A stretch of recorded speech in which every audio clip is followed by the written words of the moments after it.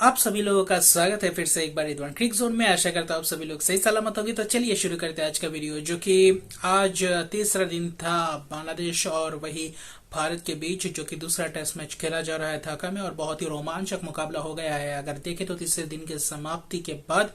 और वही देखें तो दूसरे इनिंग्स की शुरुआत कल बांग्लादेश ने थोड़ी बहुत 4-5 ओवर खेले थे दिन के अंत में, और वही से शुरुआत किया आज तीसरे दिन की शुरुआत में, जबकि नजमुल हुसैन शांत और वही जाकिर हसन ने सलामी बल्लेबाजी का जो कि रिस्पॉन्सिबिलिटी लिया है वहां से शुरू किया है। लेकिन कुछ खास शुरुआत नहीं रही। अगर आप सलामी बल्लेबाजों के बारे में बताएं तो नजमुल हुसैन शांत कुछ खास नहीं कर पाए, महज 5 रन बना पाए, और जिसमें से देखे तो अश्विन के शिकार थे और पहला ही विकेट गिरा था नजमुल हुसैन शांत का। और उसके बाद देखे तो जाकिर हसन ने फिर से एक शानदार सूझबूझ पारी खेली, जबकि मोमिनुल हक भी कुछ खास नहीं कर पाए। एक के बाद एक विकेट गिरते जा रहे थे। वही कप्तान शकीब अल हसन भी आज कुछ खास नहीं कर पाए, महज 13 ही रन बना पाए। जबकि बीच में एक पार्टनरशिप हुआ था, जो कि अगर आप देखें तो लेटन दास और वही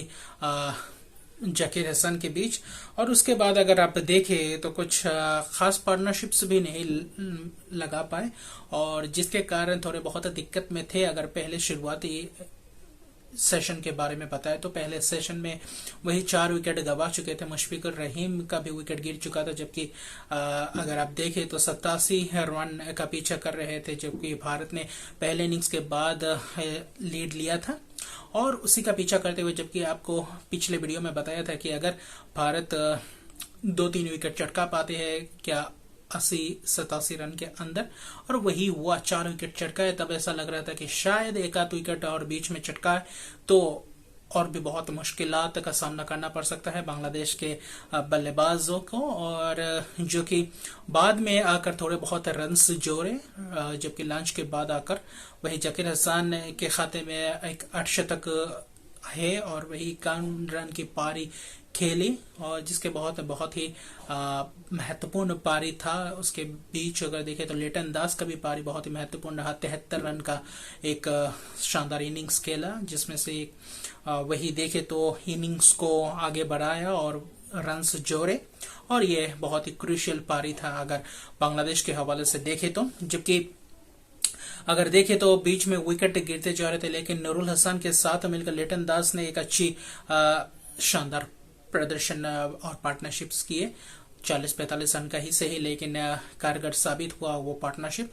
और बाद में थोड़े बहुत रन्स जोड़े, 40-50 रन का पार्टनरशिप हुआ वही लेटन दास और तस्किन अहमद के बीच। और वही नूरुल हसन और तस्किन अहमद ने भी अच्छी तरीके से कंट्रीब्यूट किया। अगर बांग्लादेश के इनिंग की तरफ बात करें तो दोनों ही बल्लेबाजों ने 31-31 रन की पारी खेली, जबकि तस्किन अहमद आखिर में नाबाद रहे 31 रन बनाकर। और वही शानदार परफॉर्मेंस रहा अगर लिटन दास के हवाले से बोले या फिर सलामी बल्लेबाज जाकिर हसन के अगर तरफ से बोले तो। और कुल मिलाकर देखें तो बांग्लादेश दूसरे इनिंग्स में 231 ही रन महज बना पाए, और कुल मिलाकर देखें तो 70.2 ओवर में ऑल आउट हो गए थे 231 रन बनाकर, जिसमें से देखे तो 144 रन का ही सिर्फ लीड ले पाए दूसरे इनिंग्स में, जबकि 145 रन का टारगेट मिला भारतीय टीम को। जबकि गेंदबाजी की तरफ देखे तो अक्षर पटेल ने आकर बाद में बहुत ही शानदार तरीके से गेंदबाजी की और शानदार विकेट चटकाए, जिसमें से 3 विकेट अक्षर पटेल के नाम थे। वही अश्विन और वही मोहम्मद सिराज के खाते में भी 2-2 विकेट थे और बहुत ही महत्वपूर्ण विकेट थे, जबकि जयदेव उनाडकट और वही उमेश यादव के खाते में 1-1 विकेट थे। और कुल मिलाकर देखे तो सारे गेंदबाजों के खाते में विकेट कम से कम थे एक, और जबकि बहुत ही शानदार प्रदर्शन रहा गेंदबाजी की तरफ अगर देखें। और अगर बीच में वो 2-3 पार्टनरशिप्स नहीं होते 40-50 रन के आखिर के जो लिटन दास के साथ तस्किन अहमद ने बनाए थे, वो अगर पार्टनरशिप उतना लंबा नहीं होता तो और भी रन कम होते। और जबकि कुल मिलाकर देखे तो 144 रन पे रोका, और वो भी आपके हाथ में 2 दिन थे।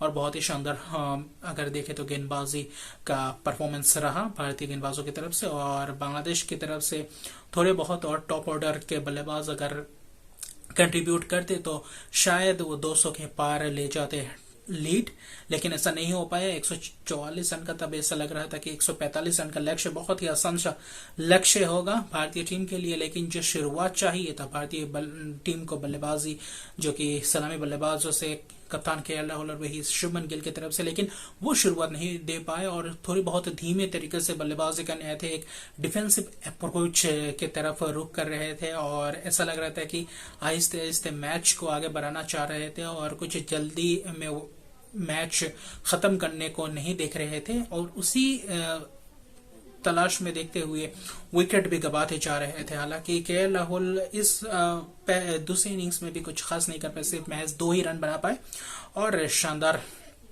गेंदबाजी रही कप्तान शकीब अल हसन के द्वारा।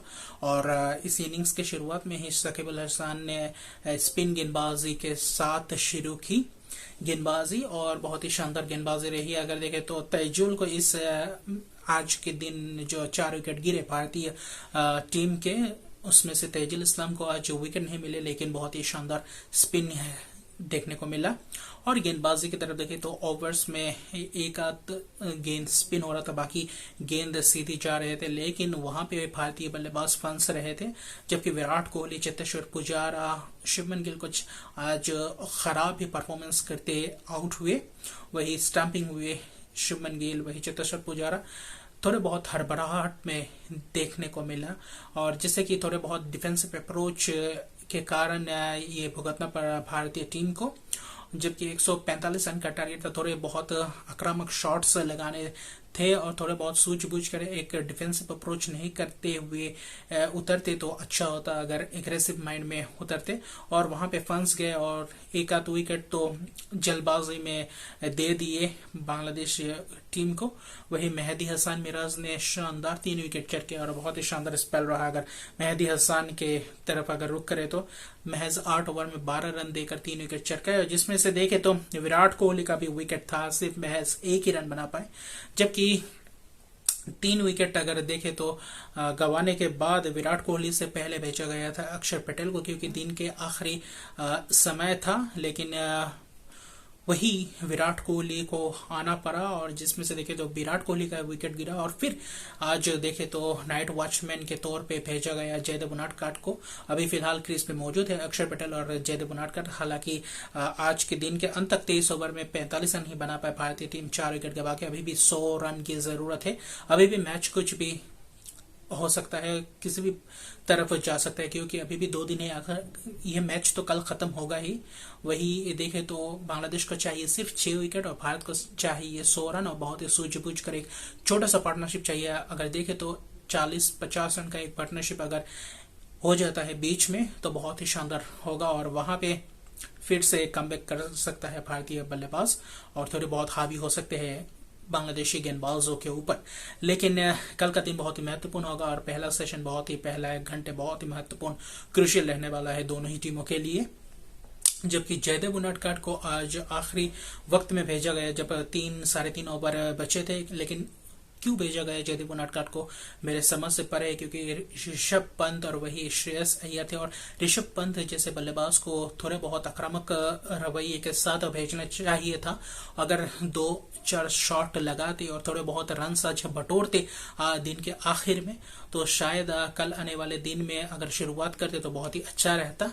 थोड़े और बहुत रन कम रहते तो बहुत ही अच्छा रहता, लेकिन बांग्लादेश के लिए एक अपॉर्चुनिटी बन गया है। अभी 100 रन करना है भारतीय टीम को, जबकि टॉप ऑर्डर के 4 बल्लेबाज का विकेट गिर चुका है। अभी श्रेयस अय्यर और ऋषभ पंत और वही अश्विन को भी आप बल्लेबाजी क्रम में एक अच्छे बल्लेबाज के तौर पर रख सकते हैं, और इन तीनों पे निगाहें रहेंगे। वही अक्षर पटेल कल के ऐसे शुरुआत करते हैं, और जयदेव उनादकट कल कितने देर तक टिक पाते हैं। अगर 30-40 रन और कंट्रीब्यूट कर जाते हैं उस पार्टनरशिप में अगर जयदेव उनादकट, तो आने वाले बल्लेबाजों के लिए बहुत आसान होगा और इस टेस्ट मैच को जीतना बहुत ही आसान हो जाएगा भारतीय टीम के लिए। अभी फिलहाल रोमांचक बन चुका है ये मुकाबला। चौथे दिन बहुत ही पहले ही सेशन पता चल जाएगा कि मैच किस तरफ पलटेगा, और वही बांग्लादेश के लिए भी एक अच्छी अपॉर्चुनिटी बन चुकी है, और यह टेस्ट बहुत ही रोमांचक बन चुका है।